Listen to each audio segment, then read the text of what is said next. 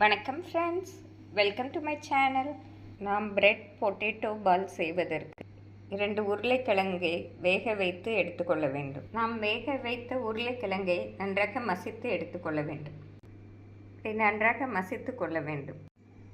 நாம் இதற்கு 4 slice bread துண்டுகள் எடுத்துக்கொள்ள வேண்டும்.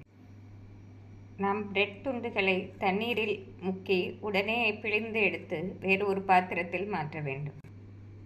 இதேபோல் தண்ணீரில் முக்கி நாம் வேறு பாத்திரத்தில் மாற்றிக்கொள்ள வேண்டும். இப்படி அனைத்து ஸ்லைஸ்களையும் நாம் தண்ணீரில் முக்கி வேறு பாத்திரத்தில் மாற்றிக்கொள்ள வேண்டும்.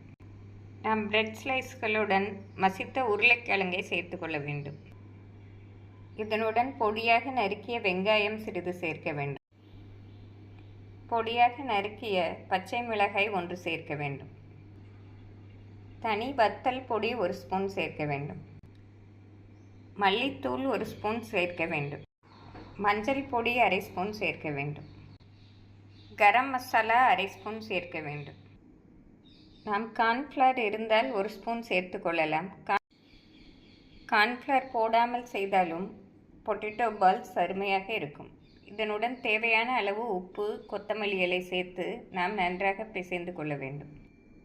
பிரெட் பொட்டேட்டோ உருண்டைகளை சிறிது சிறிதாக போட்டு நாம் பிரெட் கிரம்ஸில் உருண்டைகளை பிரட்டி எண்ணெயில் பொரிக்க வேண்டும். ரஸ்க் தூளில் பிரட்டி போடுவதால் மிக சுவையாக இருக்கும். எண்ணெய் காய்ந்து விட்டது. பொழுது நாம் உருண்டைகளை போட்டு விடலாம்.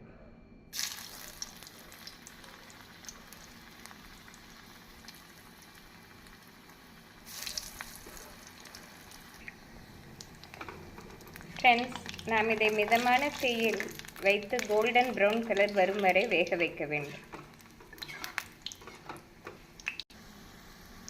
நாம் இப்படி கோல்டன் ப்ரௌன் கலராக வரவும் இதை எடுத்து விடலாம். நாம் அனைத்து உருண்டைகளையும் மிதமான தீயில் வைத்து பொரித்து எடுத்து விடலாம்.